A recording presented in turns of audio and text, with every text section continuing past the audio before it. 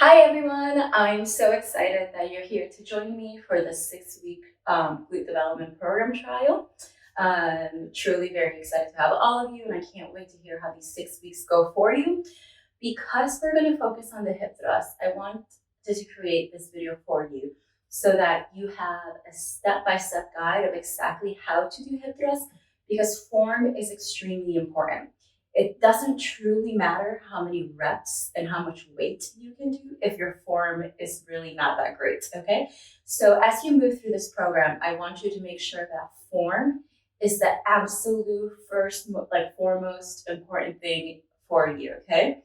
So if you feel like your form is not good, if you start out good and then all of a sudden your form breaks, then you found your failure point, okay? Failure is when we can't physically do another rep with good form, okay? Or not at all. So let's go through 2 different ways that we can hip thrust. If you've watched any of my videos in the past, more than likely you've seen one of the methods that I commonly explain because it is the one that most people perform better with the hip thrust, but there are 2 methods, okay? So I normally explain the scoop method, but I will show you also the hinge method. You can utilize either one of these, but you just have to be able to perform it correctly and be able to feel it in your glutes, okay? So there's no one way that's better than the other. We all just feel it in our glutes a little bit differently. For me, for example, I find that I feel it in my glutes more with the scoop method, but I know other people that feel it in their glutes about more with the hinge method. So I've got a barbell here, no weights, just because I'm at home and I have no plates, but I'm going to demonstrate how you would do this at the gym. So if you're starting out, you're at the gym, you're gonna have some plates on here. So likely this bar is going to be raised above the ground or just above your thighs. And you're gonna be sitting up against a bench, maybe some like those steppers. Put a couple of blocks underneath of this so that it's higher up. Now, what the best height for you to hip thrust in is something that when you're at the top position, your torso is parallel to the ground and your chins are pretty vertical. Most benches are going to be too tall unless you are tall, okay? So for me, I'm 5'4", but I have much longer legs than my torso. So a bench is really not that bad, but it's still too tall for me. If you are doing this program and you're fairly tall, 5'9" or more, you should have absolutely zero issues using a bench. If you are shorter, under like 5'6" or under, you're definitely going to probably want to use some plates underneath your feet to elevate you up. So I will show you at the end of the video just what that looks like.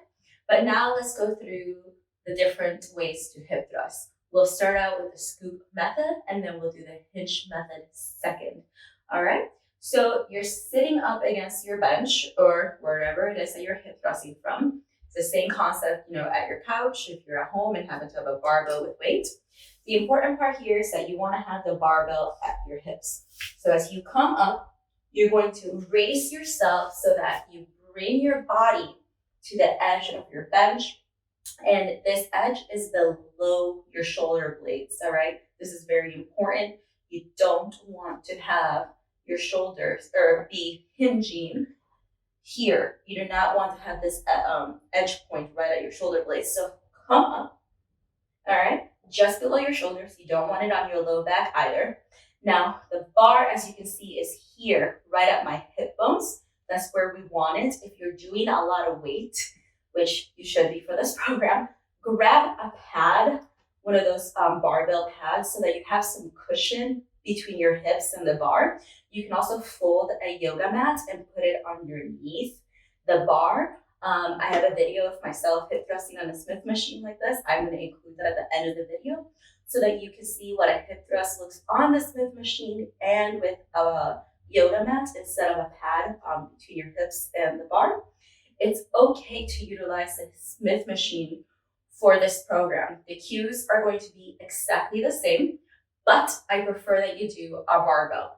It is more difficult and requires more stability for you to utilize a barbell. However, if you're at a gym where you only have Smith machines, I'm kind of thinking about Anybody who might be working out at a Planet Fitness, for example, utilize the Smith machine. That's fine. You can get really great results as well.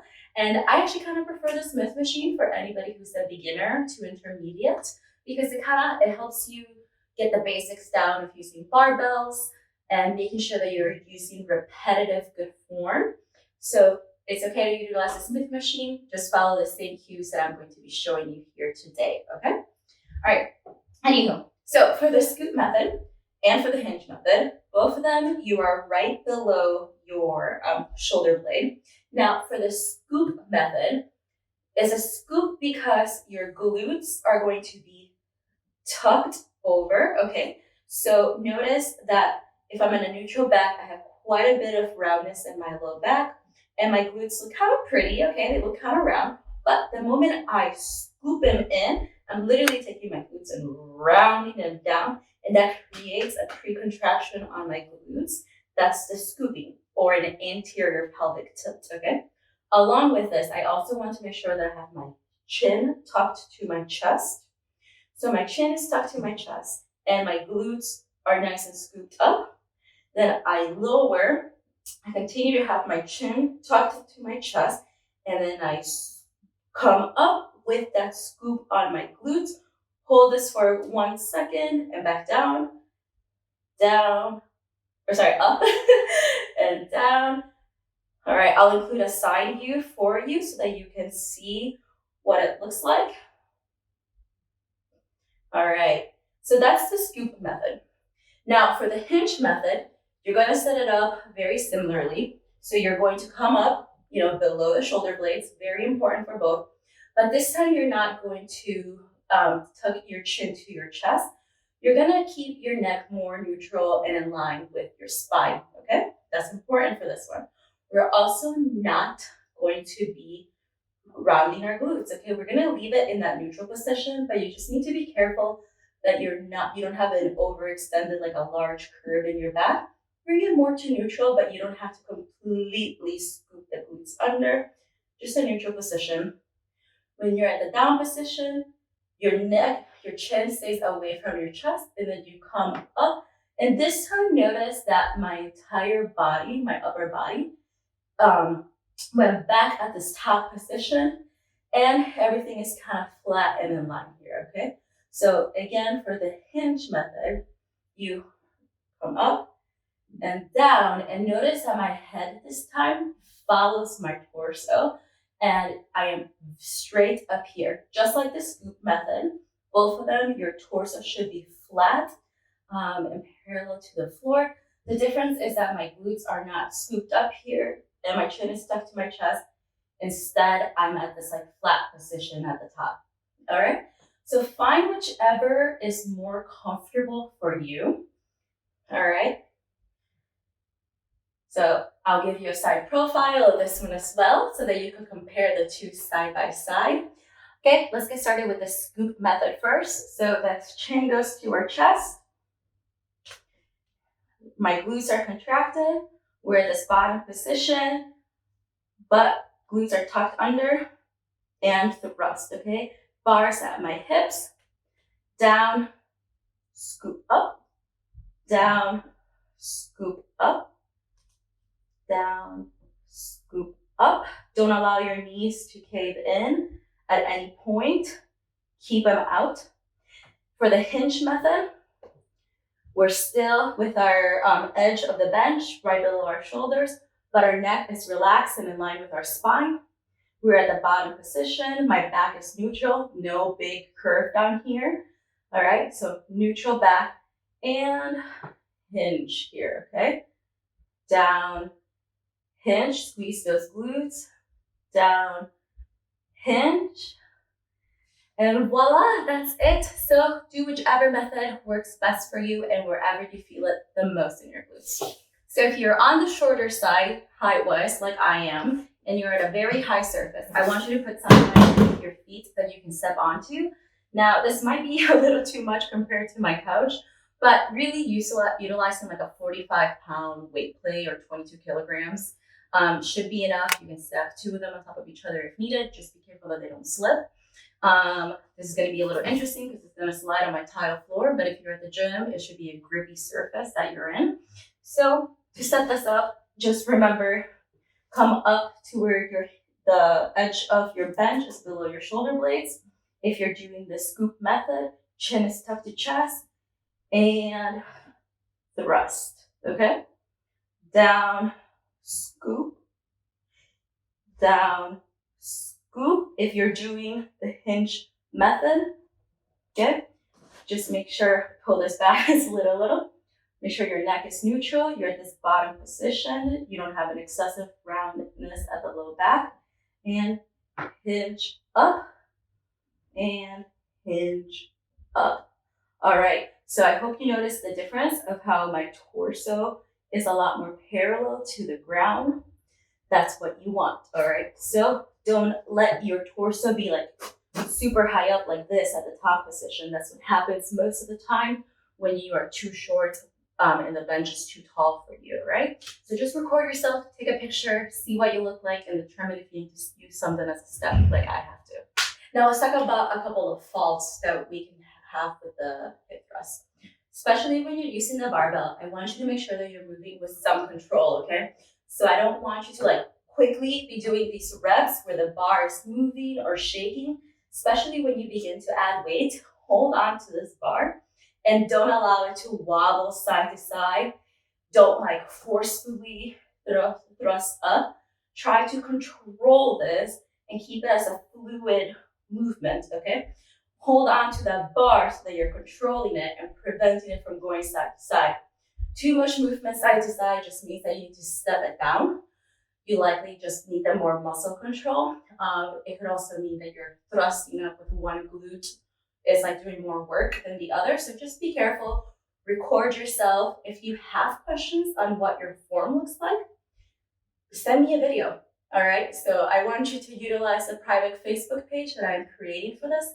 Post your video up there and I will give you form critique so that you can fix your hip thrust and have a very successful program, okay?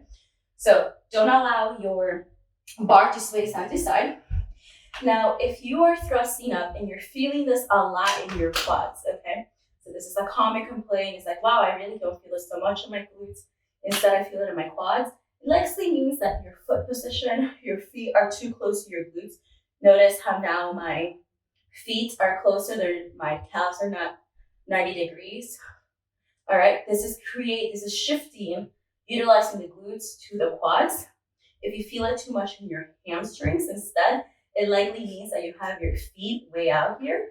So if you have your feet way out, you're now shifting from glutes to hamstring. So find your in-between position roughly at 90 degrees, where you feel your glutes doing most of the work, not your quads, not your hamstring. You want to make sure that your feet are pointed forward and flat on the ground, especially for anybody who's got issues and a history of knee pain. I want to make sure that you're focused on gripping the floor with all of your feet, okay? So don't allow your feet to be pointed out like this. Don't keep your toes up throughout the entire set. Now, one thing is, some people can get away with hip thrusting and lifting their feet up, okay? So this is okay in certain cases, all right? This is where it depends. If you have a history of knee pain, I don't want you to do this at all. If you're not feeling it too much in your glutes, fix that toe position, grip the ground, see if that makes a difference. If you have a good contraction in your glutes and your toes are raising, that's okay. It just depends. So if you've got a question on this one, just post a question on the Facebook group and I'll go ahead and answer it for you, preferably with a video, okay? Or a photo. I'm actually gonna take this off.